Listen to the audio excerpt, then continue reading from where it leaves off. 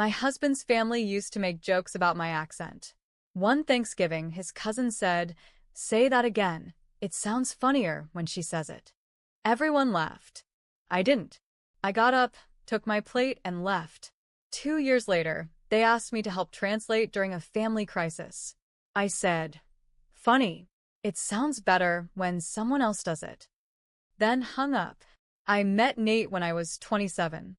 I was living in Medellin, Colombia, working as a translator for a travel company. He was from Louisville, Kentucky, and worked in construction project management. We met online through a language exchange app that eventually turned into daily messages, then video calls, and finally, real feelings. Nate visited me twice before we decided I'd move to the US. I thought we had something strong. He was patient, kind, and said he admired how hardworking I was. We got married 6 months after I moved in with him. His family was polite at first. Not warm, not cold. Just formal. His mom, Judy, would smile tight and ask me surface-level questions like how I liked the weather or if I missed Colombian food. His dad, Carl, barely spoke to me at all unless it was about sports or grilling. The cousins were louder, more talkative, but from the beginning, some of them made jokes about the way I spoke. They called it teasing. I called it what it was, mocking. Here's the thing. I speak English fluently. I've studied it since I was 10. But yes, I have an accent. I don't say everything like an American. Sometimes I use the wrong preposition, or my sentences sound formal because I think in Spanish first. But I get by fine. I've worked in 2 countries with it. My husband understood me just fine. So did my coworkers. But his family liked to act like every word I said was a punchline. It started small. Say that again, it sounds cute. That's adorable. Do you always pronounce it like that? She's like Sofia Vergara, but serious. Then came the mimicry. His cousin Brian would copy something I'd said earlier, trying to imitate my accent. His brother Mike once joked, "We should get her to read a bedtime story to us, just for the laughs." Every time the room would laugh. And every time, I'd smile like it didn't hurt. But it did. It made me feel like a joke in a room full of people who saw me as less than them. I told Nate about it one night, not in anger, just trying to explain. I said, "They laugh at the way I talk." "Not with me. At me." He brushed it off. "They're just messing around. That's how they are. It means they like you." No, Nate. That's how you are with them. I didn't grow up in a house where people mocked you to show love. He got defensive. Said I was too sensitive. That I needed to loosen up. That stung worse than the jokes. It was at his Aunt Cheryl's place, like always. Big house in the suburbs. About 30 people there. I made a bandeja paisa. Colombian dish with beans, rice, plantains, and pork. It took me 4 hours to prepare. When we got there, people said hi. Some sniffed the dish and said, "Oh, interesting," then moved on to the deviled eggs and ham. It didn't bother me. I was used to it by now. But while I was telling Nate's mom about a new job I was hoping to get, Brian walked by with a beer and said loud enough for the whole room to hear, "Say that again. It sounds funnier when she says it." The whole couch section burst out laughing. Nate's cousin Jess leaned on her husband, giggling. His uncle even clapped once and said, "She's a trip." I froze. Just stood there holding a napkin. I looked at Nate. He saw my face, but said nothing. No reaction. He gave me that fake smile, the one that says, "Don't make this a thing." So, I didn't. I walked to the kitchen, scraped my plate into the trash, wiped my hands, took my coat, and walked straight out the door. No drama. No speech. Just gone. I called an Uber and left. I didn't cry. I didn't even get angry. I felt clear. For the first time, I saw the truth. Nate came home 2 hours later. Slammed the door, a little harder than usual. "You couldn't have just held it together," he said. "They humiliated me. You let them. They were just joking. You made it a whole thing now. Everyone was asking where you went. It was awkward." I don't care if it was awkward. I'm not your entertainment. We barely talked the rest of the weekend. I slept on the couch the next night. After that, I stopped going to family events. No verdad. No Christmas. No 4th of July. Nothing. I told Nate I wasn't going to put myself in front of people who made me feel small. He could go alone. He did. At first he tried to convince me. Then he just gave up and went without me. He'd show me pictures afterward like everything was normal. I stopped pretending it didn't bother me. We became strangers with rings. I kept working, focused on getting my citizenship, started taking side gigs as a freelance interpreter for hospitals and legal services. I was good at it. Better than good. My clients respected me more than my in-laws ever did. It was a number I didn't recognize. I answered out of habit. "Hi, is this Sophia?" a woman asked. Yes. "Who's this?" "It's Sarah, Nate's cousin." I hadn't spoken to her in almost 2 years. "Sorry to call like this. Aunt Cheryl's in the hospital. She had a stroke. It happened while she was visiting family in Colombia, like in Bogota." I didn't say anything. They don't speak any Spanish, and they're having trouble understanding what the doctors are saying. No one can figure out what's going on. "We thought maybe you could help. Just translate for us, please." There was a pause. I heard someone crying faintly in the background. I waited a second, then said calmly, "Funny. It sounds better when someone else does it." And I hung up. I blocked the number right after. I didn't tell Nate that night. I waited for him to bring it up. He didn't. 2 days later, he came home early from work. Threw his keys on the table. "They said you hung up on Sarah." I did. Why? "Why wouldn't you help?" I looked him in the eye. "Because your family thought my voice was a joke until they needed it to save their own." He opened his mouth and closed it. We haven't talked much since. After I hung up on Sarah, I expected Nate to come at me hard. He didn't. Not right away. For a few days, he walked around the house like I wasn't there. No hello. No questions. Just silence. I was used to silence by then, but this one had weight. Not just distance, resentment. Then one night, I came home from a late shift at the hospital. I walked into the kitchen, still wearing my interpreter badge, and there he was, sitting at the table with a beer and his phone. "You're really proud of yourself, huh?" he said, without looking up. I didn't answer. "You think that was brave? Hanging up on my cousin while our aunt is half dead in a hospital bed?" I dropped my bag on the counter.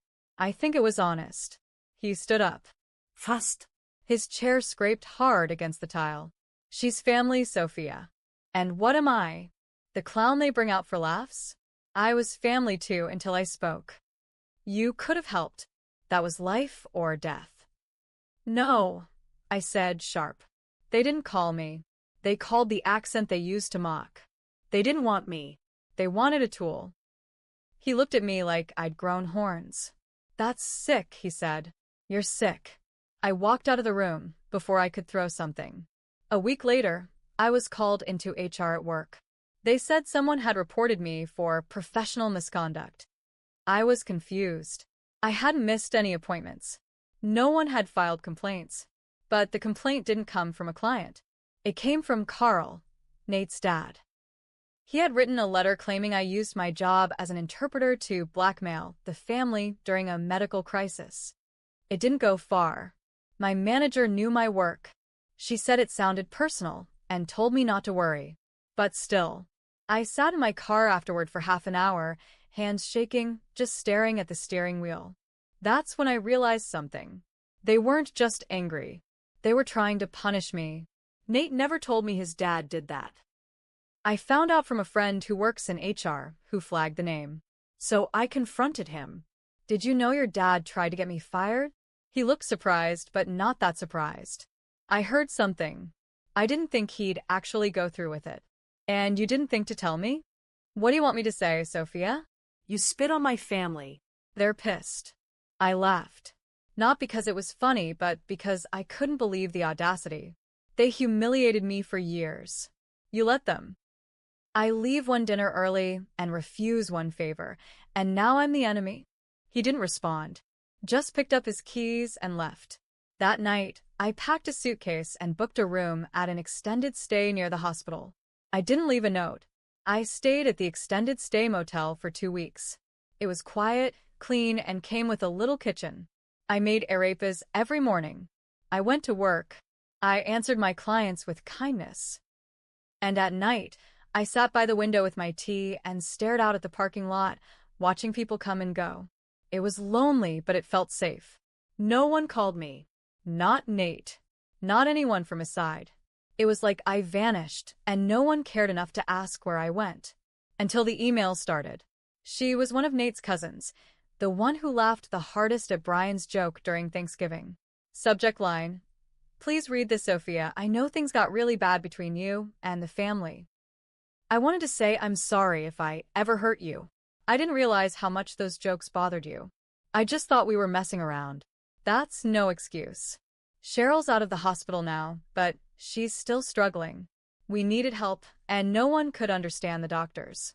We panicked. I hope someday you can forgive us. Jess, I read it 3 times. And then out of nowhere, another email. This one from Cheryl's daughter, Mel. Shorter. Meaner. Guess you're proud. Aunt Cheryl had a second episode last week. We managed without you. Just so you know, your little stunt didn't break us. It just showed everyone who you really are. That one made my blood boil. I typed out a reply, deleted it, typed it again, then deleted it again. Instead, I forwarded both emails to Nate and wrote, "Your family can keep pretending I'm the villain. I'm done playing along." He didn't respond. But 3 days later, he showed up at my job. He didn't look mad. He looked tired. "Sophia, come on. Can we just talk?" 5 minutes. I didn't want to make a scene, so I stepped outside with him. "You win," he said. "You got what you wanted. Everyone's talking about how cold you were, how you turned your back when they needed you." "I didn't win anything, Nate." "Then what do you want? Do you want me to apologize? Do you want them to grovel?" "I want you to understand." I stepped closer. "They never cared about me. They treated me like a toy. You let it happen. And the one time I said no, suddenly I'm a monster." He stared at the sidewalk. Jess emailed me. I said. Mel too. One was sorry. One blamed me for everything. Guess which one I respected more? He didn't speak. "And your dad? Trying to get me fired." I shook my head. "That's not a family. That's a mob." Then Nate said something I didn't expect. "You think my family's bad? You haven't met yours lately." I froze. What's that supposed to mean? He pulled out his phone, opened a message, showed me a screenshot of a post on Facebook. It was from my cousin Camila, one I hadn't spoken to in years. She'd written a long post in Spanish about how I'd turned into a gringa, how I abandoned the family for an American life, how I refused to help my husband's sick aunt because I was full of pride. "How did she even find out?" I asked. He shrugged. "Apparently someone sent her a video." "What video?" He pulled up a clip on his phone, grainy but clear. Me, standing in the hospital lobby a few minutes ago, arguing with Nate. Someone had filmed it from across the room, posted it with a caption in Spanish, "This is what happens when pride goes to your head." I felt like my chest caved in. They'd reached across countries, across continents, across languages. Now my family was turning on me too. I didn't say a word to Nate after I saw the video. I turned around, walked back inside the hospital, and left him standing there in the parking lot.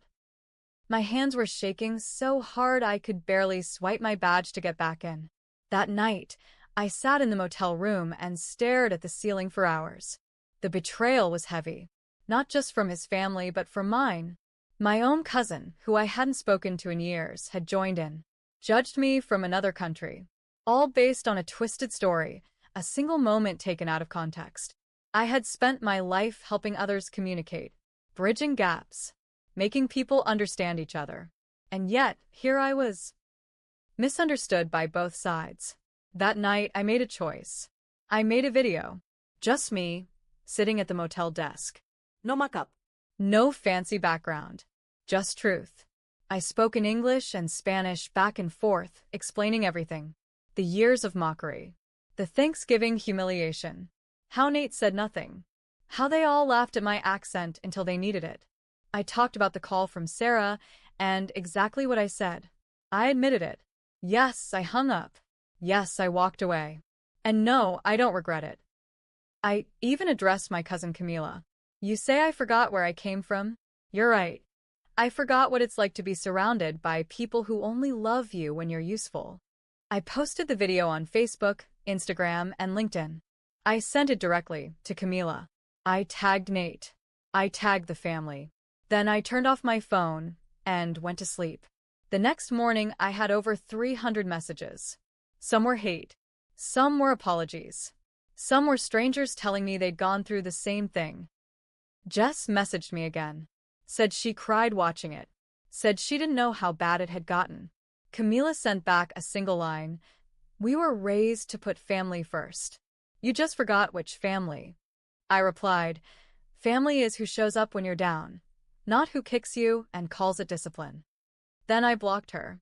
I watched her video. I didn't recognize the woman in it. She's strong, angry, Brave. too bad I never made her feel that way when it mattered.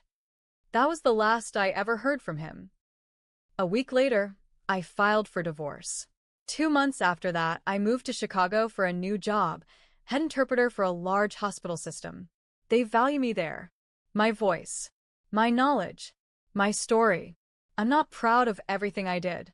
I could have picked up the phone and helped just once and walked away after. But something in me broke that night at Thanksgiving. When they laughed and my own husband smiled along with them, something inside me shut down. The part that gave people grace when they didn't deserve it. Maybe I should have been better. Maybe they should have too. But I know this. I will never sit at a table where I'm the punchline again. I speak with an accent. It tells you where I come from. But how I speak, that tells you who I am. And now I speak for myself.